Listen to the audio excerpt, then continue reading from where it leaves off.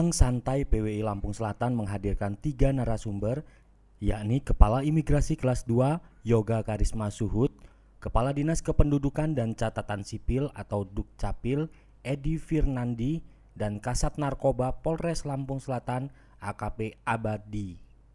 Kegiatan Bincang Santai dilaksanakan di Sekretariat PWI Lampung Selatan.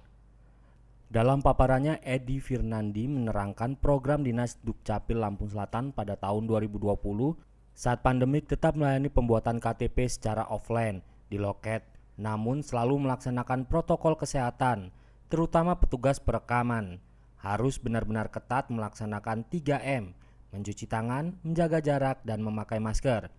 Edi menambahkan pelayanan kependudukan desa atau PAD untuk pembuatan KTP elektronik saat ini bisa dilakukan di 3 kecamatan yang jauh dari dinas, yakni Natar, Jati Agung, dan Tanjung Bintang. Namun jika berkaitan dengan perubahan dokumen harus di Dinas Dukcapil. Dukung penuh kinerja dari tim gugus tugas penanganan COVID-19 di Lampung Selatan. Walaupun kita beracara di bidang santai, tapi paling tidak kita sudah menjalankan protokol kesehatan dengan 3M tadi. Mudah-mudahan zona di Lampung Selatan dari kuning secepatnya menjadi hijau kembali, sehingga aktivitas kita dalam menjalankan tugas sehari-hari juga berjalan dengan baik.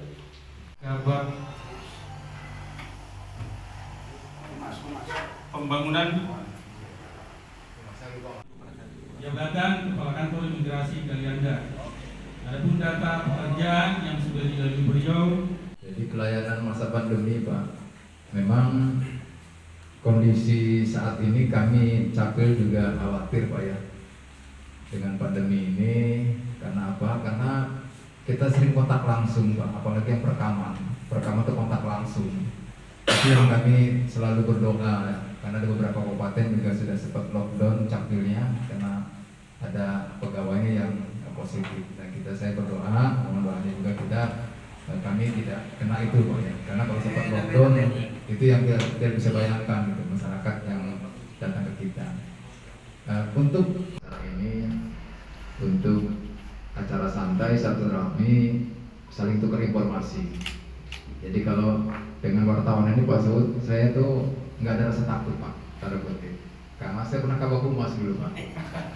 Jadi kalau wartawan telepon jam berapa, jam 11 malam, subuh, kita nggak menghindar, Pak, gitu. Jadi keuntungan saya pernah tugas di humas, kebetulan tadi nggak masuk, Pak. Salah satu yang paling berkesan di humas itu, Pak, hikmahnya itu saya tidak pernah alergi dengan wartawan, Pak. Itu yang paling saya rasakan. Kapanpun, siapapun, telepon, segala macam, itu sehingga saya tidak pernah menurut tugas lagi ada acara dan tidak pernah takut, Pak. Gitu. Nah, itu yang kadang-kadang tidak kita pungkiri juga. Kawan-kawan rekan-rekan juga sering menghindar atau kalau saya enggak, saya upayakan tetap welcome. Jadi itu hikmah yang saya rasakan kerja di humas, kabak humas, dan komplainnya lagi tinggi waktu itu ya. Ya begitu ya, Kak. Sementara Kepala Imigrasi Kelas 2 Non-TPI Yoga Karisma Suhud menerangkan tentang program kerja imigrasi, yakni pengawasan terhadap orang asing dalam mengecek keabsahan dokumen, termasuk tujuan dan izin tempat tinggalnya. Namun Suhud saat pandemik seperti sekarang ini fokus memulangkan orang asing yang harus berkoordinasi dengan kedutaan negara masing-masing. Hal ini karena keterbatasan keluar negeri yang terbatas. Suhud menambahkan terobosan imigrasi saat dengan cara peningkatan pembuatan paspor simpatik di hari Sabtu di luar waktu kerja dengan biaya Rp350.000. Namun ada juga pembuatan e-paspor. E-paspor atau elektronik paspor sering juga disebut paspor biometri, merupakan jenis paspor yang memiliki data biometri sebagai salah satu unsur pengaman paspor. Data biometri tersebut tersimpan dalam bentuk chip yang tertanam pada paspor tersebut. Karena di kantor kami pun kita melakukan WFA dan WFO, di mana sebagian petugas kantor imigrasi ini kita yang umur 50 ke atas kita rumahkan, Pak. Karena kita pun juga tidak ingin sampai ada petugas yang terkena dengan pertolongan ini, Pak.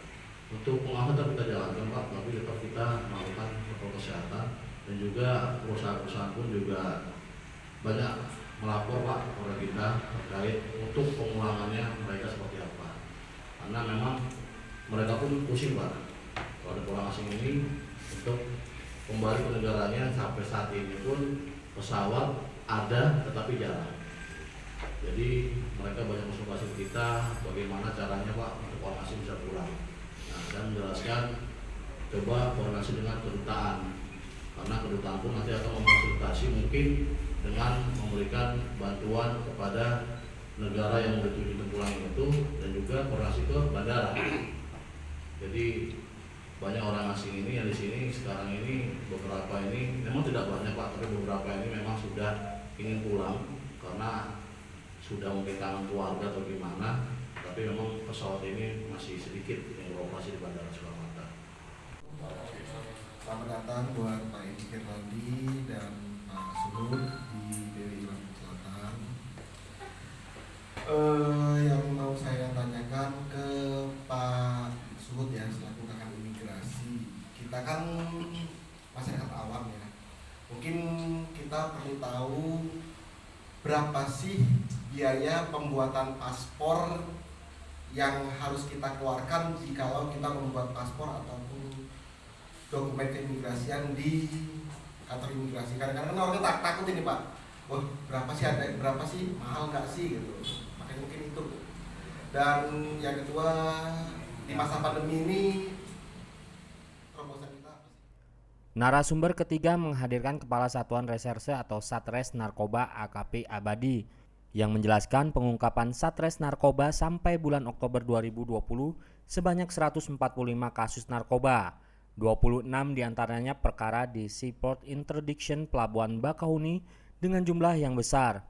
Namun titik berat pengungkapan jaringan narkoba ini 70%-nya masyarakat pengedar dan pemakai di wilayah hukum Lampung Selatan. AKP Abadi menerangkan tugas Satres Narkoba Lampung Selatan yakni pencegahan dan penindakan. Pencegahan yang sangat efektif dilakukan dengan upaya penyuluhan dan sosialisasi bagi para remaja, siswa sekolah SMP dan SMA tentang bahaya narkoba. Namun karena masih pandemik dan siswa belum sekolah secara normal, program ini belum berjalan secara maksimal.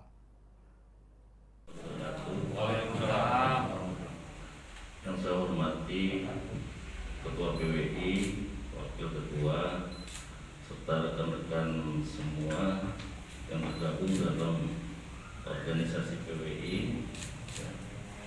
Pada kesempatan ini, karena kita melakukan puji syukur pada Allah Subhanahu wa Ta'ala, yang mana hingga saat ini kita masih diberikan kesehatan. Amin ya rabbal alamin. Untuk pengungkapan kita itu sampai Oktober itu kasus ganja itu 464 kg yang kita ungkap. Untuk sabu itu sekitar 156 kg, ekstasi itu 11. Itu dari 26 perkara di Seaport. Sisanya 100 sekian itu ya sekitar 70% kita mengungkap di wilayah kita gitu. Artinya kita walaupun berupaya mengungkap di wilayah Bakahuni untuk menyeberang, tapi kita 70% itu lebih banyak mengungkap di wilayah sendiri. Oke, saya lagi 1, 2, 3. Dari Lampung Selatan, Alpandi Momentum TV melaporkan.